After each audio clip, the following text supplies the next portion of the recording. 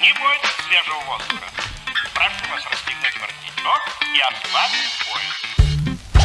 Ноги соедините, руки опустите. Ноги соедините, руки опустите. Ноги соедините, руки опустите. Прошу вас приготовиться. Начали.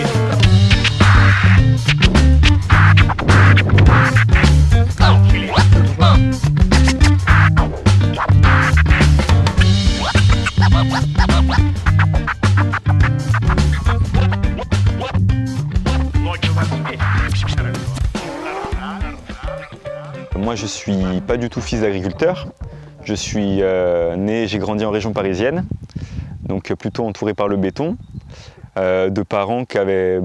mon père est américain, ma mère est française de région parisienne, et voilà, qui sont d'univers professionnels qui n'ont rien à voir avec l'agriculture.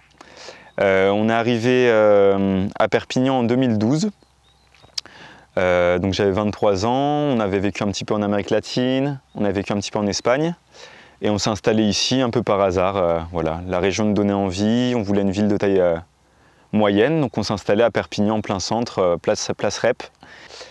Et donc moi je travaillais à l'époque avec les enfants dans l'animation, donc de l'animation culturelle, beaucoup de projets autour de montage, de petits films, de choses comme ça. Et petit à petit, des projets aussi liés à l'environnement, au compostage, au potager.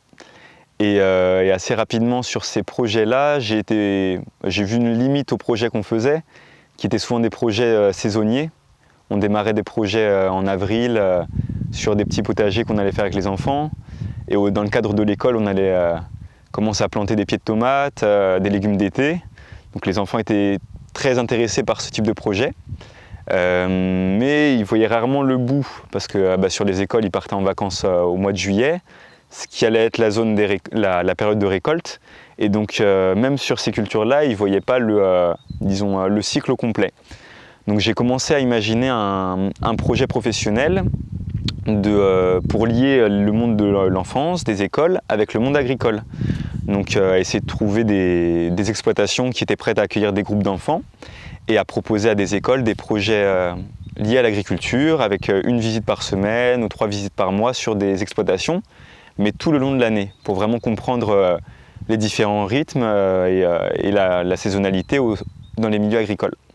Donc j'ai commencé à travailler dans le milieu agricole pour me former, donc à faire les saisons sur les fruits à noyaux, les pêches, les abricots, faire les vendanges, faire les cueillettes des olives, les figues, voilà, découvrir ce milieu-là, toujours orienté agriculture biologique et commencer à comprendre ce milieu. Et plus j'avançais là-dedans, plus je me projetais, jusqu'au jour où je me suis lancé dans une formation au CFPPA de Rivesaltes, une formation agricole en 6 mois, qui était vraiment orientée pratique du maraîchage biologique, et qui m'a permis de me former à la base de ce métier-là. Au niveau de la commercialisation, je me suis tourné vers la vente directe au départ.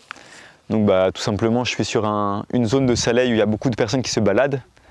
Et les gens, dès qu'ils m'ont vu planter les premières salades, qu'ils les voyaient grossir, ils allaient d'eux-mêmes vers moi. Ils me disaient « Bon, quand est-ce qu'elles vont être à la vente? Quand est-ce qu'on va acheter vos salades ?» Donc de fil en aiguille, on a commencé à installer une vente directe sur le terrain, sans engagement, donc un modèle assez libre.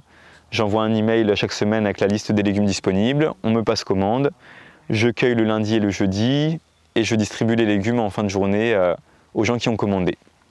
Donc ce qui permet de la fraîcheur pour les personnes. Pour moi, je n'ai pas de perte comme sur un marché où on va cueillir des fois trop. Et voilà, c'est de la vente directe, en direct avec le village, donc c'était le plus simple. Je travaillais seul jusqu'à 2020. Là, j'ai une apprentie avec moi depuis septembre 2020. Et du coup, la production continue d'augmenter. Donc après, c'est trouver des solutions au fur et à mesure de l'évolution de l'exploitation pour continuer à avancer.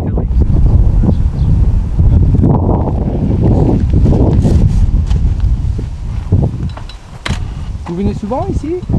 Moi, tous les jeudis. Tous les jeudis, pour... voilà. On reçoit la liste tous les 2 jours avant. Donc on lui fait parvenir des quantités dont ce qu'on veut. Et je reviens tous les jeudis. Voilà. Qualité bonne? Excellente, que du bio, et donc c'est lui qui nous a donné un peu le virus, c'est pour ça qu'on a pris un petit jardin familial. Donc on est 5 familles à faire nos plantations à nous. Voilà, donc c'est un peu complémentaire.